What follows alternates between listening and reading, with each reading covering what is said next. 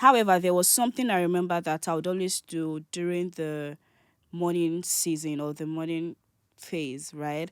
Was that I would always worship and pray.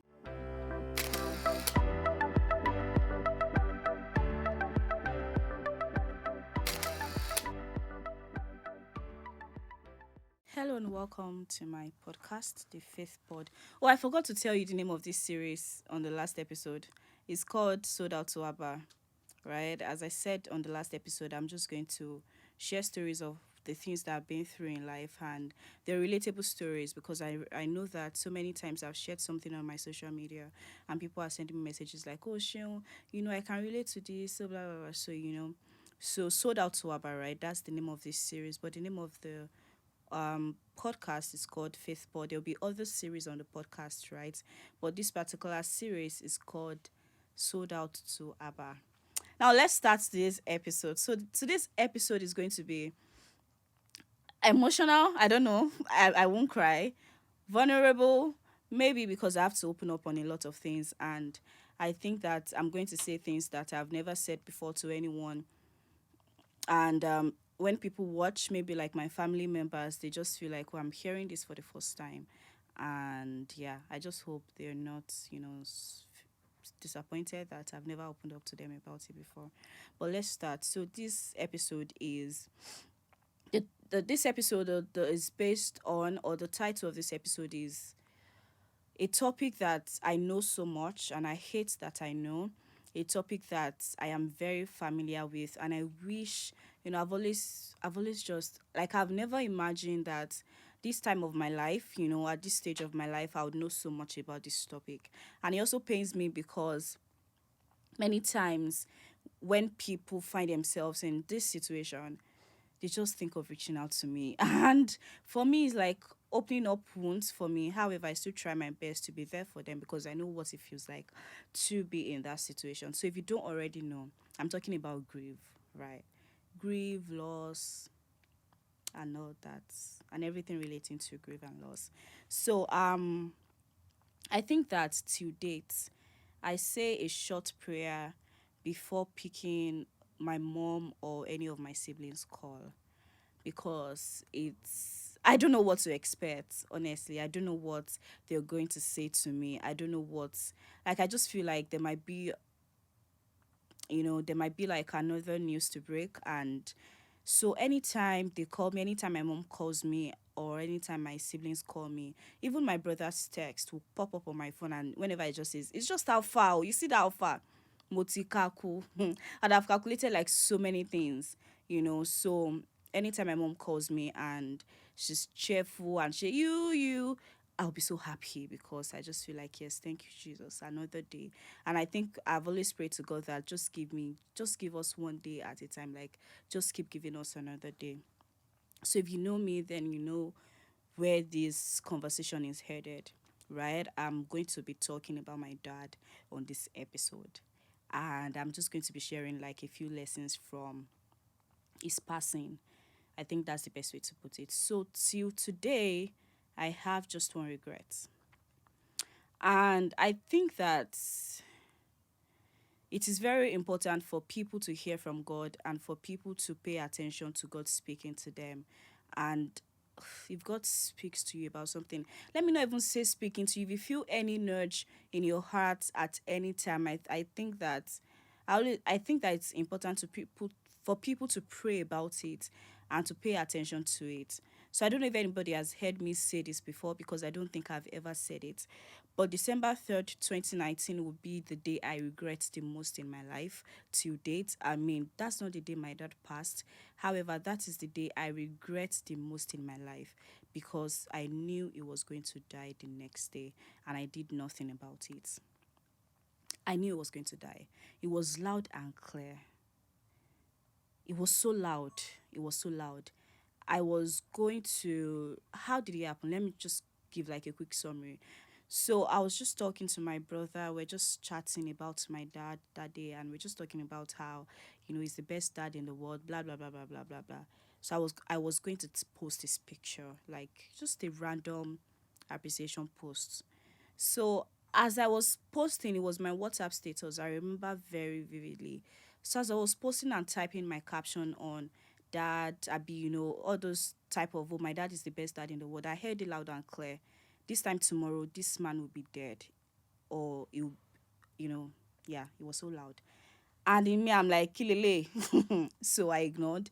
I did not post. I went back to, I tried to post again and I heard it. I'm like, you know what? Whatever this voice is. So at the time, I had not started paying attention to the fact that God speaks to me or to the nudge in my spirit. I don't start paying attention to my spirit, man.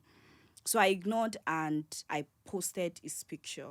So I had a very restless day that day. I remember that I was in class, I was with my friends. I was just so restless. I had makeup on like this. I cleaned my makeup. Like there was just so many things wrong with me. So I said, you know what, let me go home and sleep. I slept for a very long time and I woke up to, oh my God, my daddy would have called me because I'm such a daddy's girl. So he called me that night through and he was just, asking me questions. Are you coming home for Christmas? Okay, this was December 3rd. Are you coming home for Christmas? I mean, Christmas is far away, sir. And I'm like, no, I'll be in Lagos. I have productions to do. I have jobs. I have gigs and all those things. And okay. Then he's like, okay, have you eaten? I'm like, no, till tomorrow morning. And he's like, auntie, you have to leave your house now. He was like, cook. I'm like, no, I'm not cooking. Then he's like, you just go and buy something. Buy food. Eat something. You can't go to bed with empty stomach. So I'm like, okay, no problem. So I went. I went out. I stepped out to buy food that day, and that was it. That night, I slept the deepest night ever. I've I can tell you that since that day, I've never slept like that in my life. I mean, I have never slept that kind of sleep. I would never sleep that kind of sleep again. So I slept. I mean, I slept that night. And I think they tried to reach me in the middle of the night, but I was unreachable for some reasons. The next morning, I was going about, my daily life and my day got interrupted. What happened? Your dad has passed. How? Then I started to remember that, yeah, I knew this yesterday. I don't know. I'm trying to skip the details of how I got to know and all those, emotional stuff. How I shattered on the floor, how I jumped on the floor, how I rolled on the floor. Anyways, that was it. They broke the news to me and I was broken, very broken. And I could not even open my mouth to say that I knew this thing was going to happen as at yesterday. So I traveled home, even while I was traveling. Now, there are 5 stages of grief. Grieve has 5 stages: denial, anger, bargaining, depression, and acceptance. I went through every of these stages. First, I was saying it's a lie, it's not possible. This man called me yesterday now. This man is fine. This man is okay. Nothing is wrong with him. And I'm like, he's trying to prank me. Because he asked me if I was coming home for Christmas, and I said no. So his next line of action is to prank me. Abi, if I get to the house today and he's there, hey, hey, hey, I will fight. I'll do this. So I knew that they can't be lying to me. However, I was just still denying that this cannot be happening to me. So, I went back. I was on my way home. I mean, just different emotions. I was angry. So when I got home and I didn't see him, I mean, from the door, I already saw a lot of people.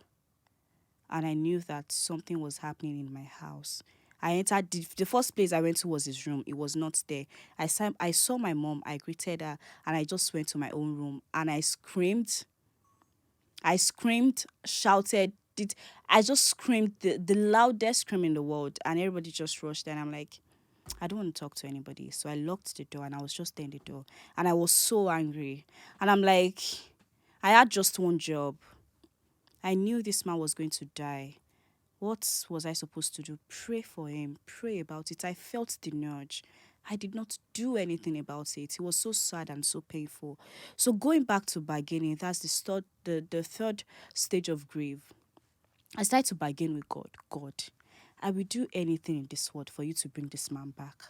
God, that prayer that I did not pray, I am ready to pray. Like there is this song that says, I will pray, I will pray, I will pray. If I don't pray, Satan will make mess of me. See, Satan made a mess of me. I would not even lie. I saw somebody arguing that the song is something, something, something. The song is real. The song is true. And I'm very sure that the singer of that song knew what he was doing when he composed such a song like that. See, Satan made a mess of me and I would not even lie. So, I started wishing that I could change things. I started wishing that maybe when they bring him back or before the burial, I can just touch him and a miracle would happen.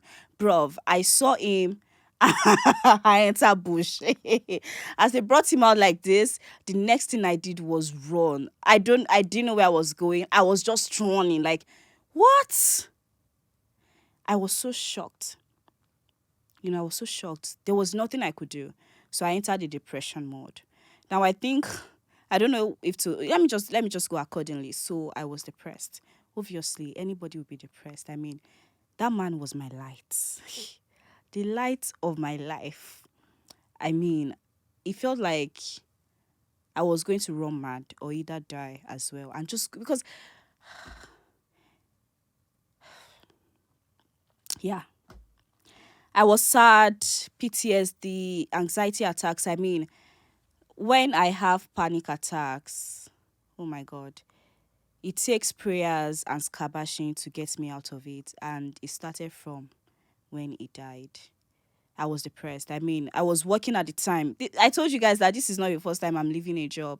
I was also working at the time. And one day, just one of those nights where I cry all night. And the next morning, my boss did not even really do anything to me because I really enjoyed working with that man. And, this was in 2019. No, okay, now 2020.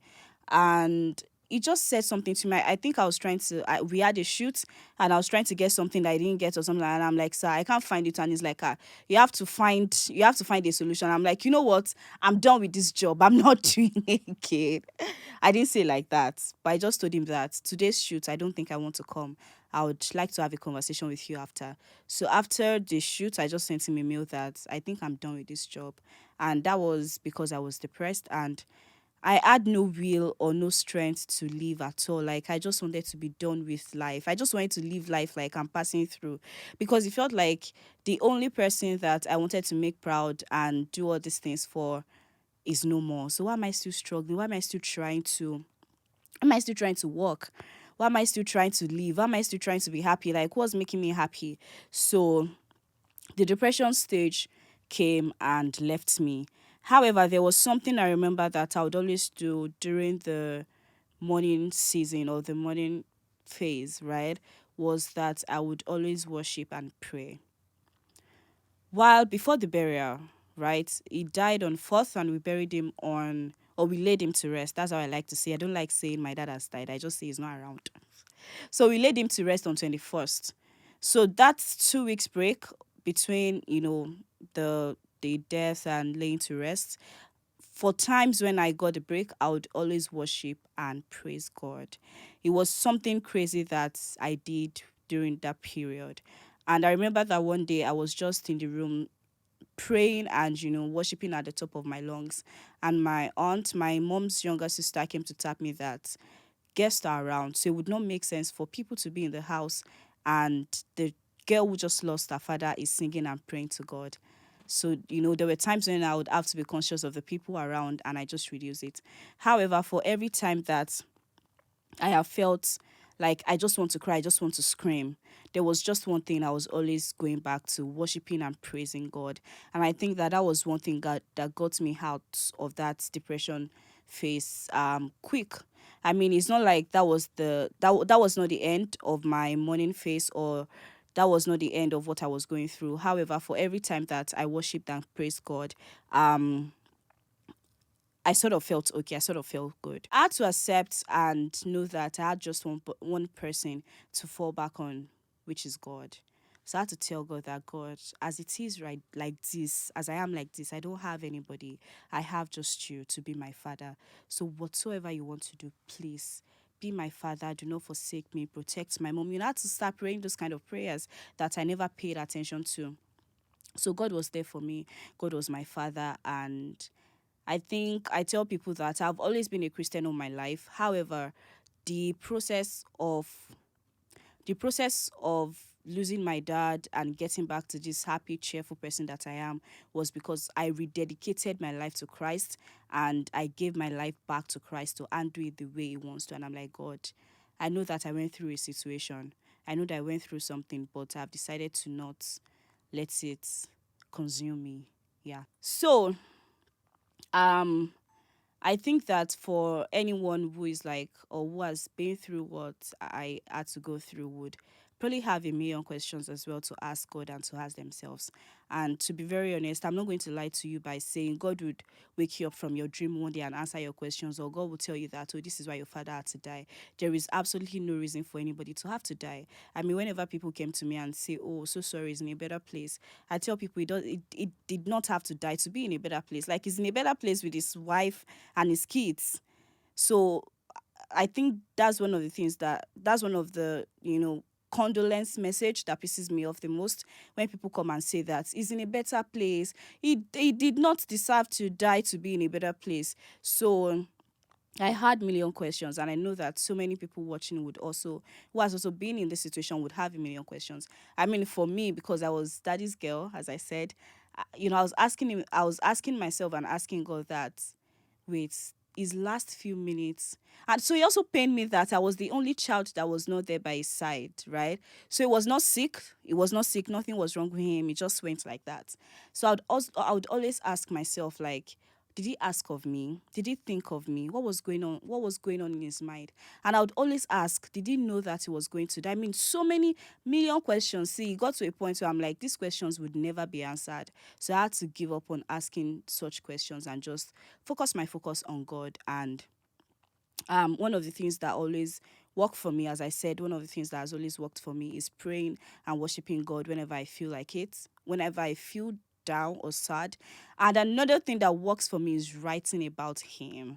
I mean, I have friends that my friend Jedida would say that I have never met your dad. However, it feels like I have met him because of the way you tell stories about him. So I'd always write about him. I would always talk about him with my friends. And I think that is one thing that was my coping mechanism, right? To talk about him. I mean, I think that there are two things that happen to people when they're grieving or when they lose somebody close to them. They either become closer to God or they are the opposite. For me, I became closer to God, and it was like the coping mechanism for me. So other people resort to alcohol, to drugs, to so many things, right?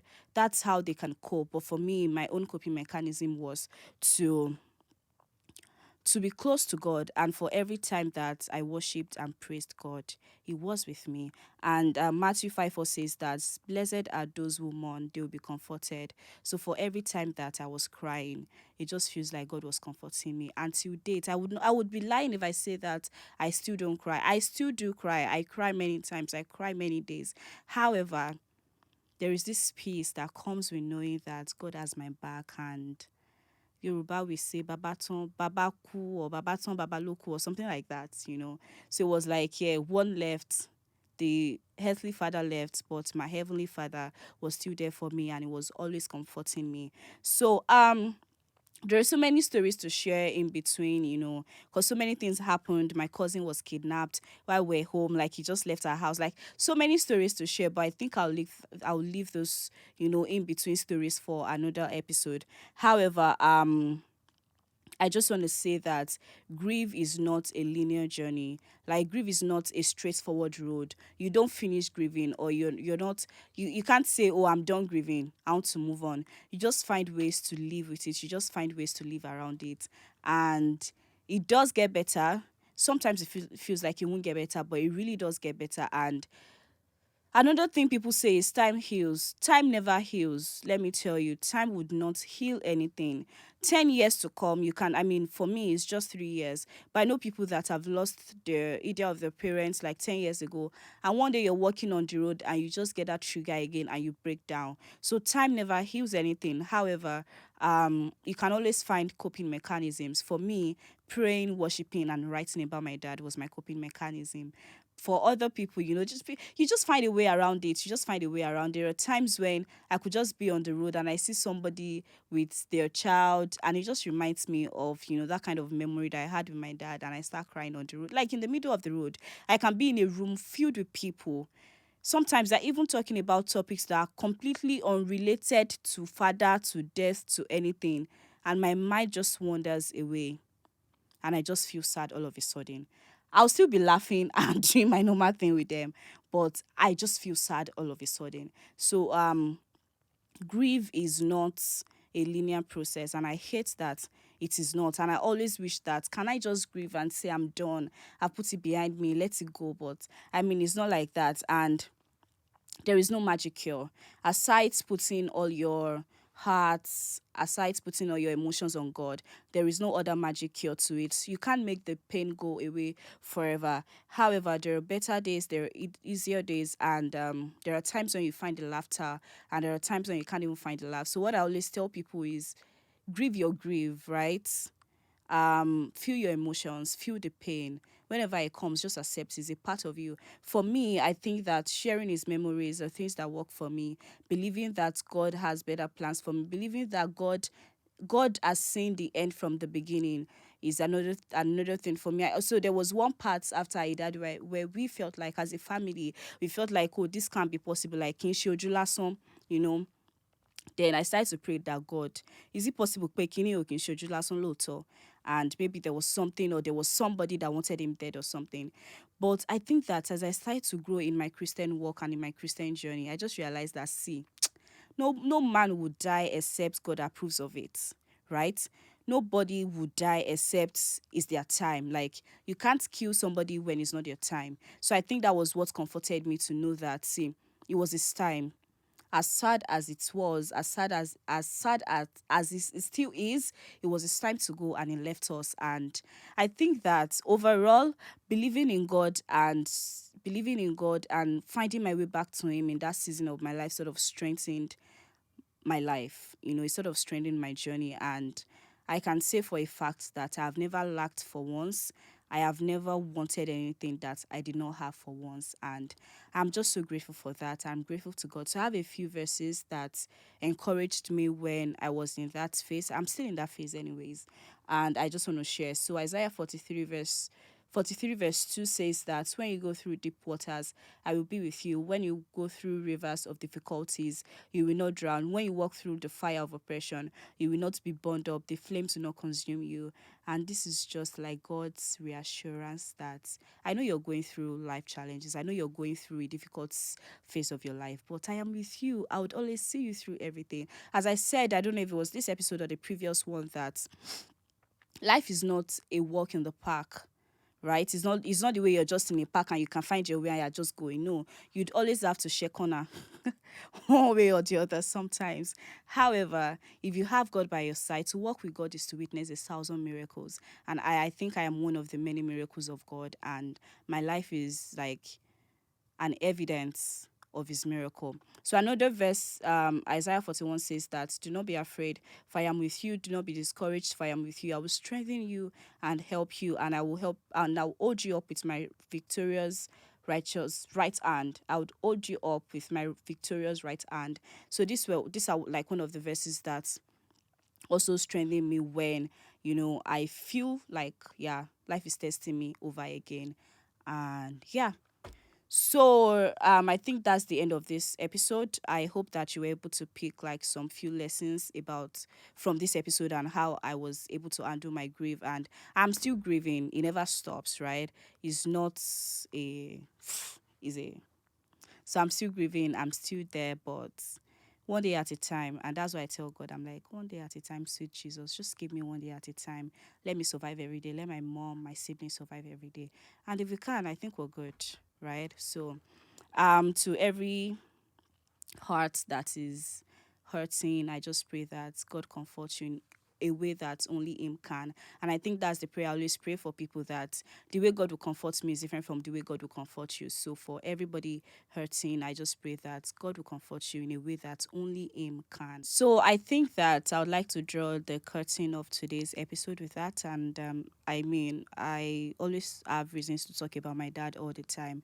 So from time to time you hear me talk about him, but for this particular episode on grief and depression and what comes with losing somebody that you love, I think that's the end of today's episode. And I hope that God comforts every heart in a way that only him can.